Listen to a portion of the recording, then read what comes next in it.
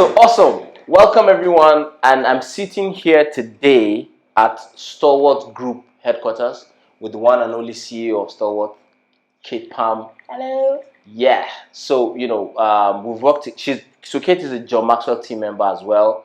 I think the first time that we actually met was we were doing a company retreat for your team. Absolutely. And then you yes. invited all GMT members. We came in, and it was fun. And I think since then we've done countless trainings together. Yeah, it's been fun, And then I think the last training we did was when we went to Uyo, which was like no, that was amazing. Amazing. Yes. So I'm here, and I just I think the conversation we want to have is, a lot of people I know, they want to start businesses. A lot of people are confused. A lot of people are stuck.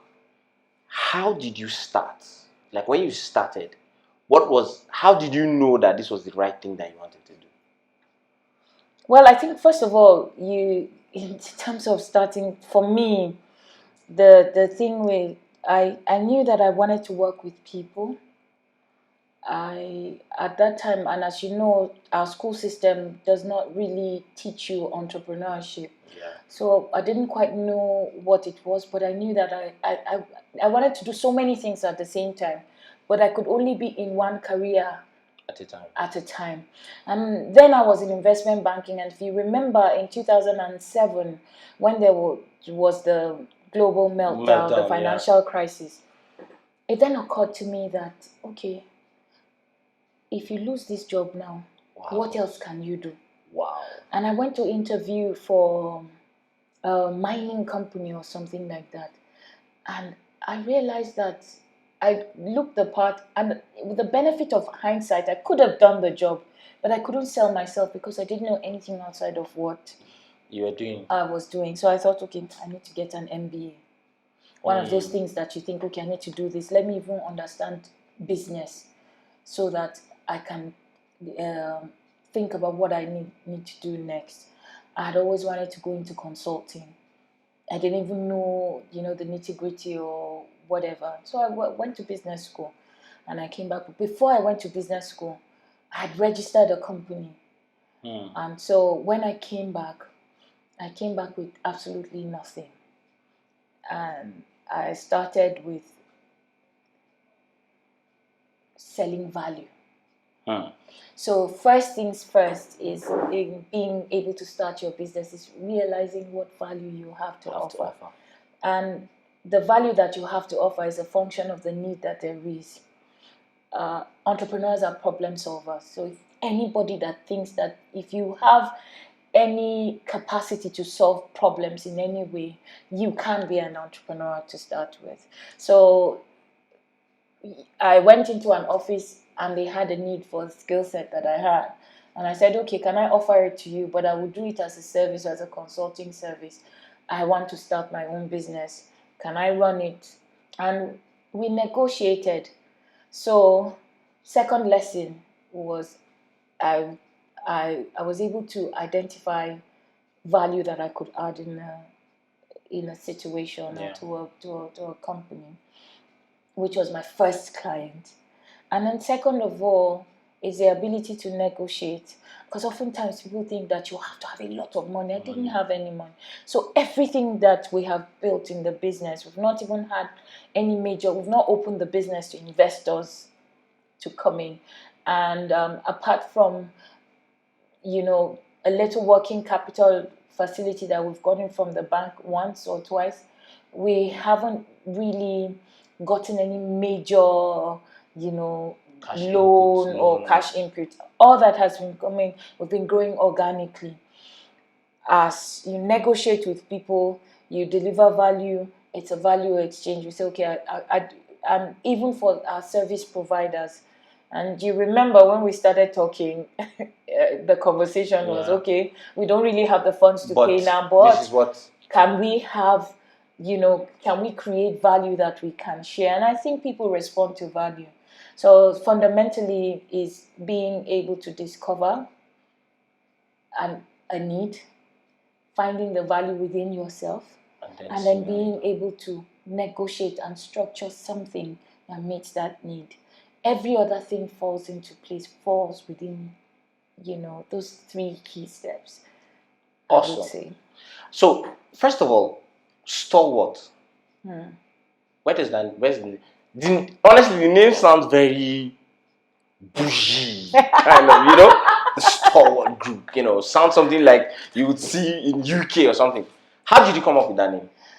So, as far back as in 2008, that wasn't a very common word. Politicians had not started using it at the time. So, I was looking for a word that could mean the same thing as dependable. So here I was in my head, I was thinking about what I wanted the business to represent. I wanted a business that, in an environment where trust was an issue, is a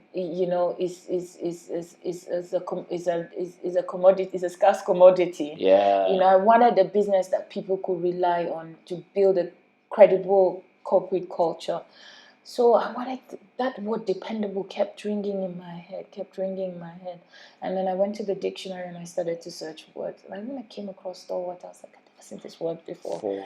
And that was how, at the time that I registered it in CAC, there was nothing like Stalwart. And that was the name available.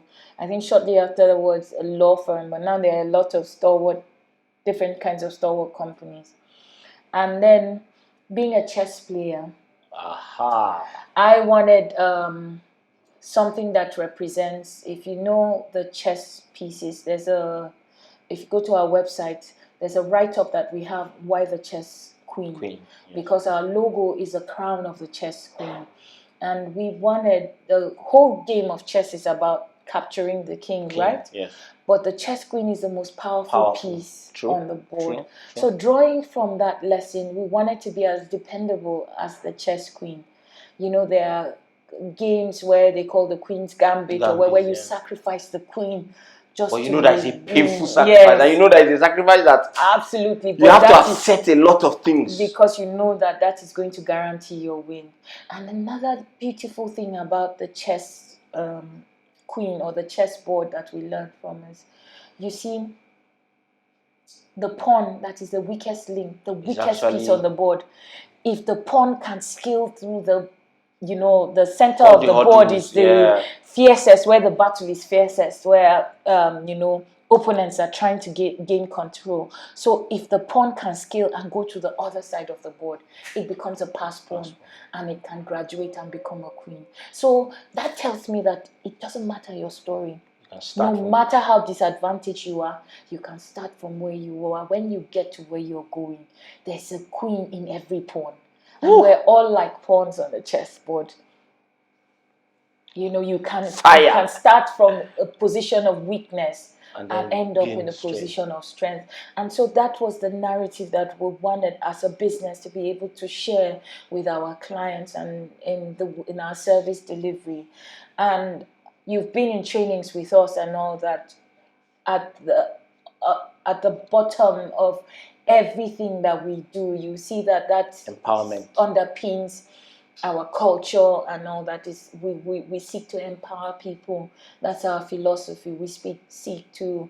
There's nobody, even amongst our team, there's nobody that would come into the company and stay for 6 months and not grow.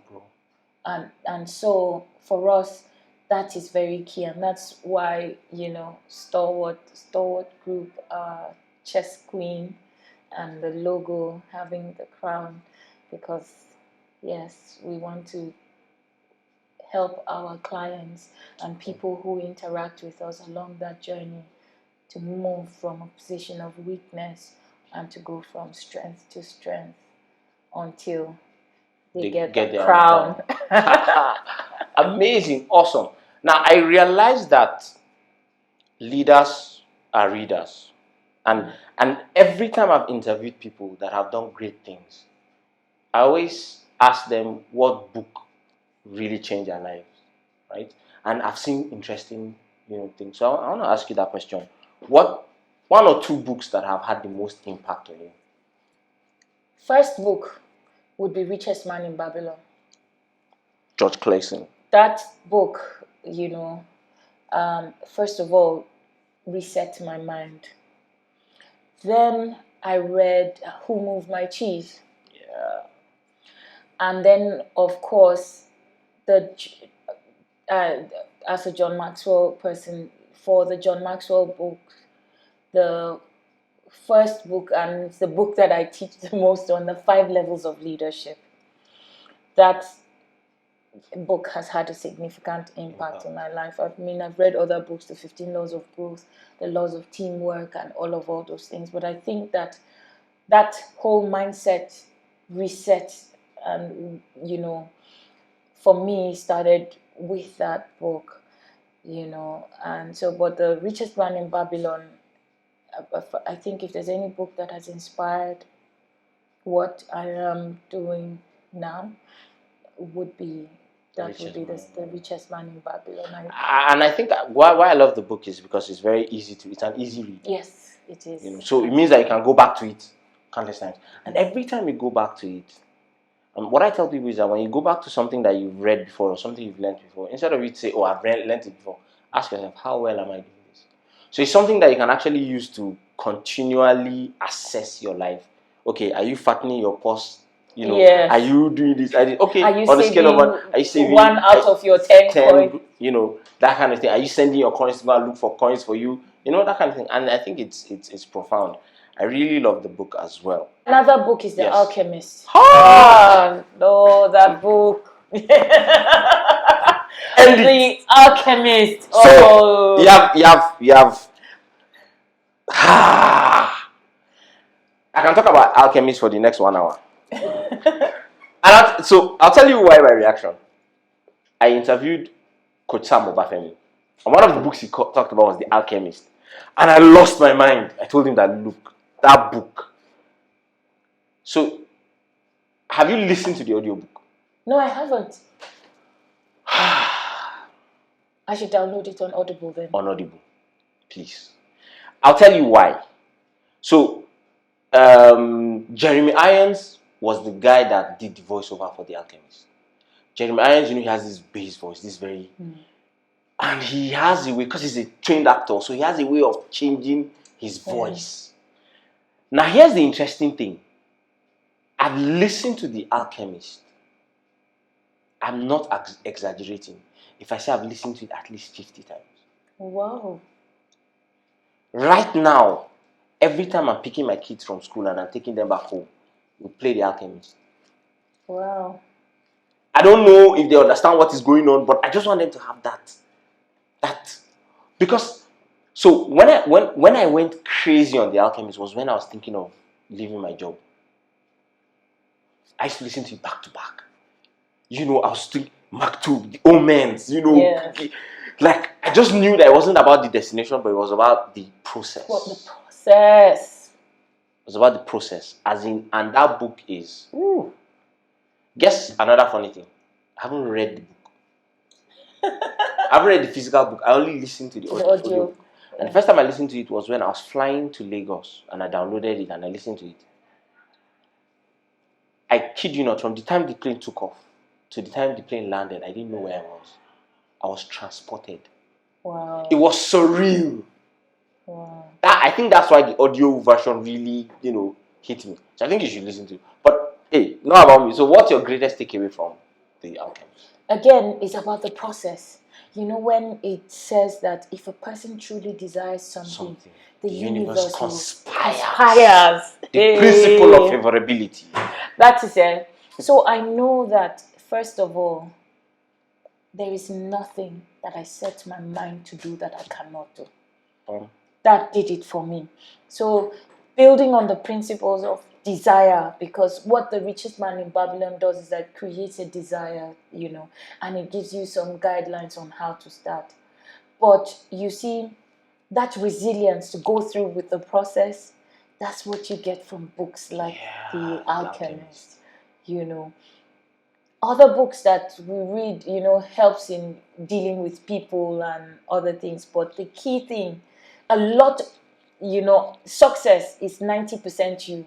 And only 10%, people, other situations, things. and every other thing is 90%. And I think it's also understanding, reading the omens, right? Because it's scattered around. And are you aware enough to even read it? Absolutely. Are you aware enough to even say, okay, you know what? This can happen. So let me give you an example. I think it was that NNPC training that I did. He called me to come and do disc. Yes. Right? There was a reason why he called. And there's a reason why I say, okay. And we talked about, if it were somebody else, they'll say, no, you have to pay me. Yes. And I was like, okay, no, great. I'll still come and do it. Doesn't matter. And then when we came, that was when we now realized that, wait, we can actually tell them to take the assessment. Yes. Which now just blew, like it was really great. So and you became a sage also. So it just kind of, came together, and then, you're seeing those kind of things. And so I think that importantly is identifying, because sometimes you might meet your destiny helper and you won't even know. And that, for me, that is if you ask me what my biggest fear is, that an opportunity will present itself and you can't get it. And I miss it. That's crazy. And sometimes, you see, these opportunities come. We think that the opportunities come only when we are receiving. Yes. That's when it could be that when you're giving. That act of giving is the opportunity. And that was the next thing I was going to talk about, because your destiny helper doesn't mean someone that is giving you. Yes. It could be someone that you are giving, right?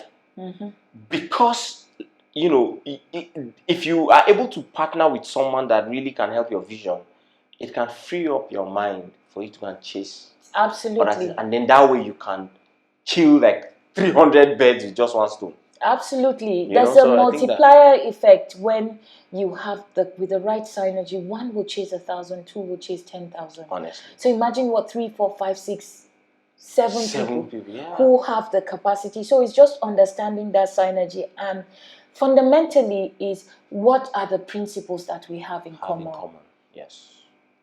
So when the focus is the same and the underlying principles are shared, are aligned, there's nothing that human beings cannot do. I think that humanity has an inordinate capacity to achieve so much beyond our imagination. I agree with you. But very few people, probably less than 5% of the entire population in the world, are able enough to hit that. So sometimes when you have, nobody's an island. Somebody has something that you have or you need. Yeah. Yes, I have something that you need.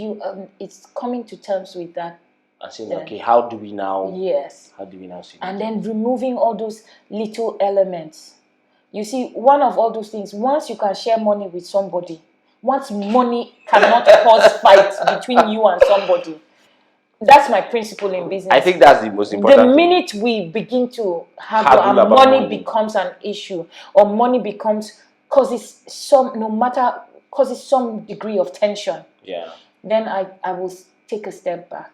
But if we can share money, if I can forget money with you and you remind me, or we can share money without even seeing each other, there are people that we've done business with like that. And money we agree that money can never cause issues between. Because I think most importantly is I think the people that allow money to cause tension is that they are myopic. They are thinking short term. What's the short term benefit that I can get now? This greed, greed. What greed can do in a person's life. And so when you're growing and you're building your thing, you cannot afford to be greedy. Yeah. Because when a greedy person will eat his bread and his seed together. True. Yeah. Because sometimes because your seed is the one you give away. Yes. But when you're greedy, you're collecting everything and eating by yourself. You cannot grow like that. Sure. So it's recognizing those opportunities when they come, like you see, seeing the signs, not missing those opportunities. And oftentimes those opportunities may require sacrifice. A huge one. The same, we've done free trainings for people. Imagine if we didn't host that meeting I didn't offer the venue. The venue, yes. For free. We wouldn't have, it would have just been probably meet somewhere and then just, hi, you know, And then I walk can away. tell you with the relationships that we've built now within the John Maxwell Team Connect, the relationships that we've built now, I think that sacrifice was just like a tiny drop in the ocean, because on different levels, you know, we're doing things with different people. I've had Temi Ajibewa on our webinar series. We've had Collins. We've had, so you know, we're working together. We're working together with Collins and Halima on different things. And you see, that's the value that you get. And one of our philosophies is also collaboration. If you're any good collaborator, you cannot, greed and collaboration, they don't go together. It's true, because you have to, it's a give and take. You have to be able to say, okay, you know what, this time around, let me step back. And then, you know, you step forward. It's that. So that's what brings the win-win. Yeah. Because if you're so focused on being competitive, you know, what competition does is that at some point, where do you draw the line? When does it become unhealthy? When does it move into rivalry? So I'm in consulting. Yeah, in consulting. No, we can't work together.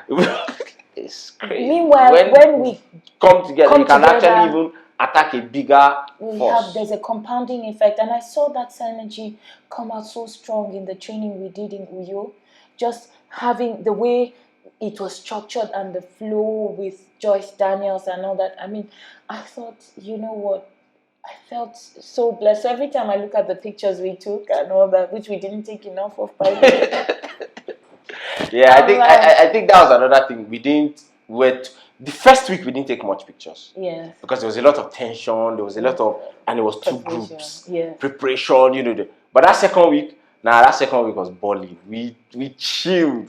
And I think even the people that came for the second week were more, you know, vibey than but yeah, it was. I think that was good, but you know, collaboration is actually very key, and of course, to be able to succeed at the end of the day, when you don't have anything, your word must be as good as gold. Powerful. And even when you have everything, your word must be as good as gold. True. Because money doesn't change people. It only shows who they actually are. Absolutely. So oftentimes people strike deals, people don't keep their end of the bargain and all that. Those things, little things, destroy trust, and then inevitably destroys people's businesses. Sure. You know, so it's always good, as much as possible, even if you make a promise that you cannot keep, acknowledge that, okay, I made tried, this job now. But then, so that presentation is critical. Sure. You know, in growing. But more than anything, it's just that drive. You know, you have to learn to encourage yourself, be your number one cheerleader. And, you know, even when it gets tough, I can tell you that there were times before we got to where we were, there were times that I sat in an empty room with only a mattress and I cried and drank water and slept. I'll be wondering, is this how life is? Yes, because I made the decision to start a business. Without any form of capital, any external support. So when people see you, they see the finished product. Vusi Tembakwayo just said that thing. Yes. I think yesterday he was being interviewed by Kwame, the Ghanaian guy, and he was like, when people see the finished product, they get carried away. They don't know. They don't know what has what has. And you know, the one that pains me the most is when they say, now you're a woman, so that's why things are easy. But you know what? I tell you, especially in this our climate, it's hard. It's harder for women because I have to work. Women oftentimes have to work 3, 4, 5, 6, 7 times as hard as men to prove that there is something beyond this. And here's another thing to me. That you see. I think another thing that you know sort of makes this glass ceiling is that a woman also has to fight her loved ones. it's a natural thing whereby a child, a boy, a male child can go and play, go for you, I will do anything. But the female is protected because they feel like, no, don't do this, don't do that. You're a girl, don't do that. Right? So the woman now has to work doubly hard to even break away from family grasping.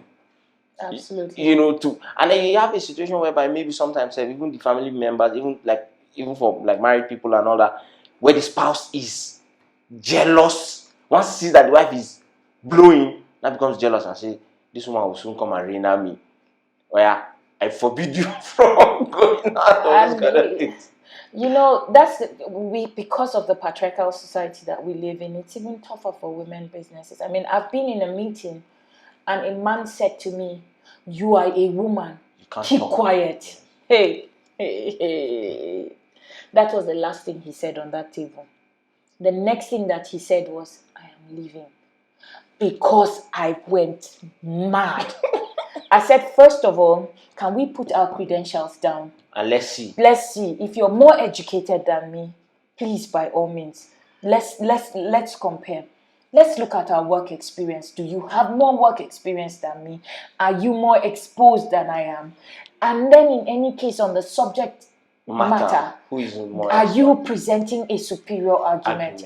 If you are presenting a superior argument, by all means, speak. But do not ever in your life, on the basis of gender, tell me to keep quiet that I'm a woman. That cannot happen. You do not have that right over my life.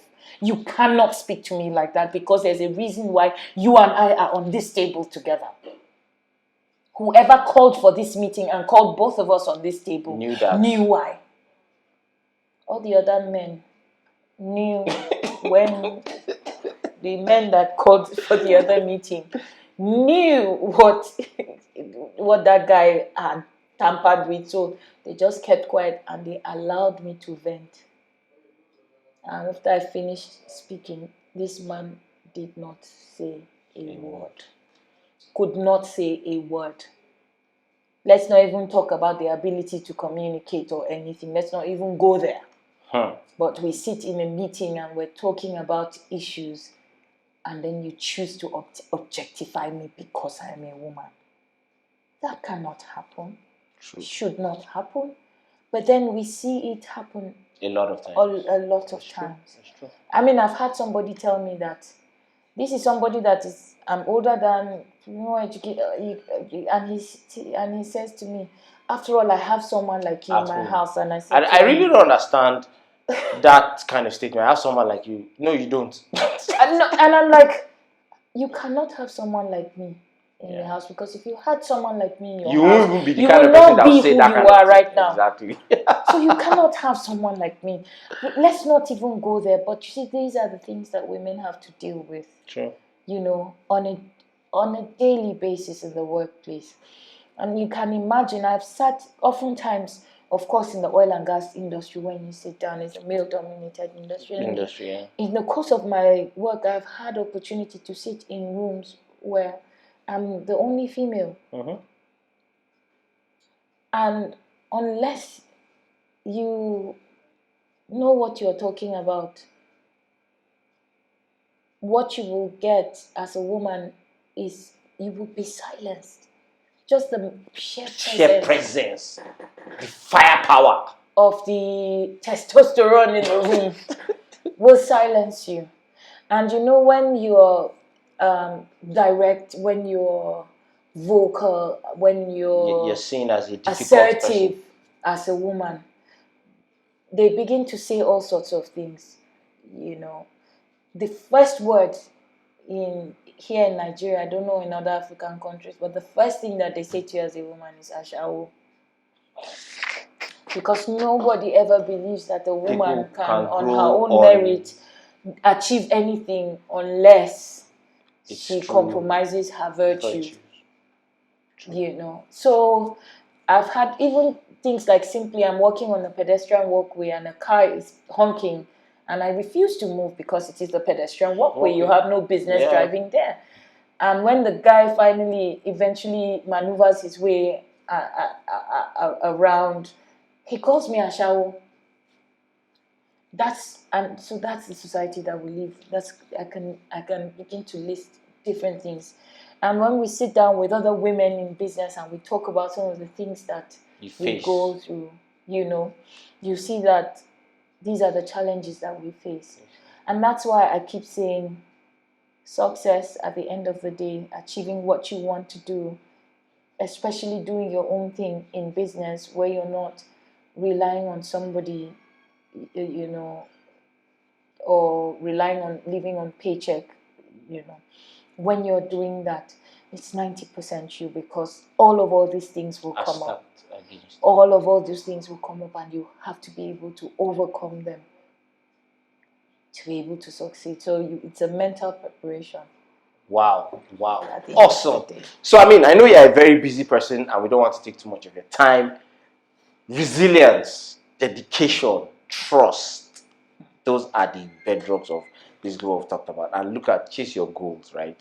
Chase your goals. If you're a woman out there and you're doing business or you're trying to start business, know that there will be challenges.